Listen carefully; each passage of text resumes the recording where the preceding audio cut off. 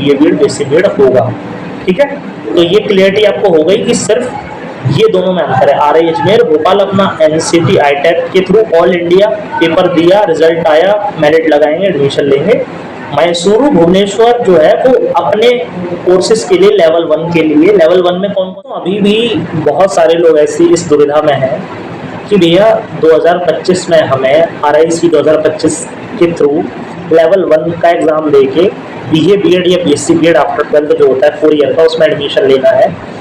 तो क्या मुझे किस एग्जाम में अपेयर होना है, अपना अपना सारे क्वेश्चंस ये बार बार लिख रहे हैं। ठीक है, तो ये छोटी सी वीडियो है जिसमें मैं आपको बिल्कुल क्लियर कर दूंगा कि क्या रियलिटी है, क्या जो आपके मन में दुविधा है वो थोड़ा सा बता देता है। देखिए कई बार मैंने हालांकि ये चीज़ बता दी, लेकिन फिर भी आपको बिल्कुल सिंपल शब्दों में बता दूंगा। ये सिर्फ बात कर रहा हूँ मैं आफ्टर 12 जो बीए बीएड बीएससी बीएड होता है आरआईसी का।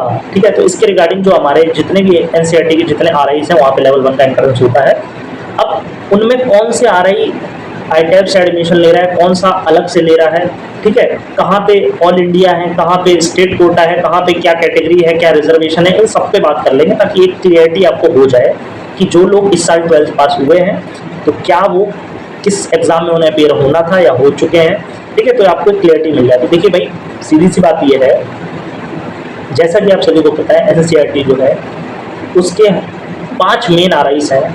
ठीक है, भोपाल, भुवनेश्वर, मैसूरू, अजमेर, शिलोंग और कुछ 2-4 और मतलब यूनिट्स हैं उसकी, वो जोड़ के टोटल ये कई प्रोग्राम एजुकेशन से जुड़े कराता है, जिसमें आपके इंटीग्रेटेड बीए बीएड और बीएससी बीएड होता है, 2 ईयर बीएड होता है, 2 ईयर एमएड होता है, 3 साल का बीएड एमएड होता है, 6 साल का बीएससी बीएड होता है आफ्टर 12। ठीक है, और इसके साथ और भी कोर्स होते हैं, डीसीडीसी का डिप्लोमा होता है, और भी चीज़ें होती हैं। तो ये जो 7, 8, 9, 10 प्रोग्राम होते हैं।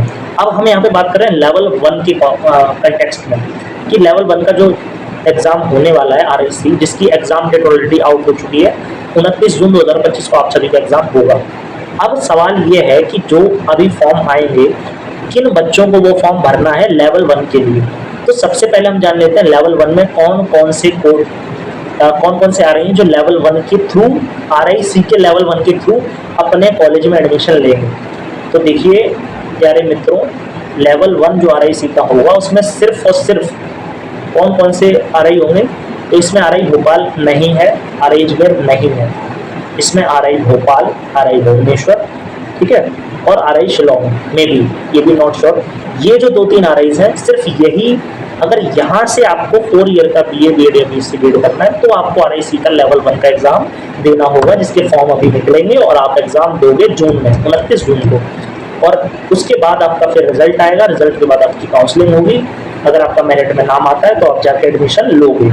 अब इनमें भी अब सवाल ये उठता है कि इनमें भी किस बेसिस पे होगा। क्या अब जो ये आरआईस हैं भोपाल हैं या जिनमें 2-3 में होगा, भुवनेश्वर, भोपाल, और जो आपका हाँ भुवनेश्वर है, भोपाल है और मैसूरू है, शिलोंग में तो नहीं है। ठीक है, शिलोंग में श्योर नहीं हूँ मैं। तो ये जो 2-3 रिमेनिंग हमारे आरआईस हैं, अब पहली बात तो ये उठती है कि ये अजमेर और भोपाल कैसे एडमिशन लेंगे। तो ऑलरेडी मैंने बता दिया, अजमेर भोपाल जो है वो आईटेक के थ्रू एडमिशन लेंगे, वो लेवल 1 से एडमिशन नहीं लेंगे। यानी अजमेर या भोपाल से अगर आपको 4 साल वाला बीए या बीएससी बीएड करना है तो आपको आईटेक का एग्जाम देना था। उसी के बेसिस पे आपका अभी आंसर की आई है, फिर आपका रिजल्ट में स्कोर कार्ड आएगा।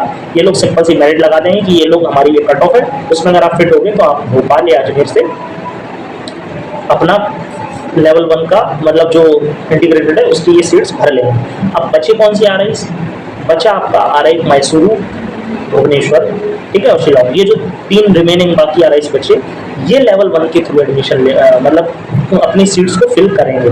उनका क्राइटेरिया क्या होगा, उसमें सिर्फ उन्हीं स्टेट्स के बच्चे अपेयर होंगे, ठीक है, जो उनके जोन में आते हैं। जैसे आरआई मैसूरू जो है वो साउथ के ज़्यादातर स्टेट्स के ही जो बच्चे हैं जो उनके जोन में आते हैं, सिर्फ वही उसमें भर पाएंगे।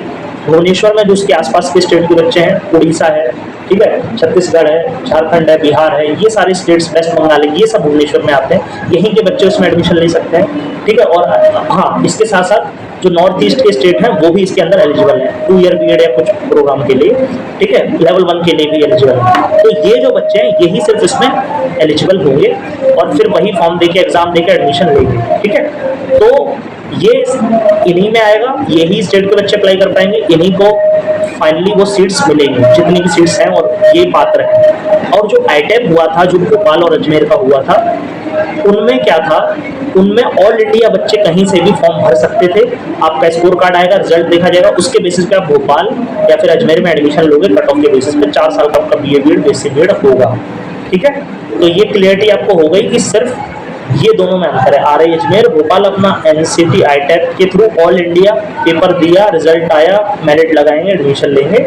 मैसूरू भुवनेश्वर जो है वो अपने कोर्सेज के लिए लेवल 1 के लिए, लेवल 1 में कौन कौन से कोर्स हैं, लेवल 1 में क्लियर करो बीए बीएड 4 साल का, बीएससी बीएड 4 साल का और 6 साल का एमएससी बीएड भी है प्रोग्राम। ये तीनों के लिए लेवल 1 होगा और उसमें सारे जितने हैं जो उनके जोन में स्टेट में बच्चे आते हैं सिर्फ वही उसको भरेंगे, एग्जाम देके मेरिट में अगर नाम आता है तो एडमिशन लेंगे, काउंसलिंग में अपीयर होंगे। बट ये लोग भोपाल और अजमेर में ऑल इंडिया कहीं से भी आपने आईटेप का फॉर्म दिया, अगर आपके अच्छे मार्क्स हैं, आप मेरिट में हो तो आप यहाँ पे एडमिशन ले सकते हो बीएड बेसिक बीएड के अंदर।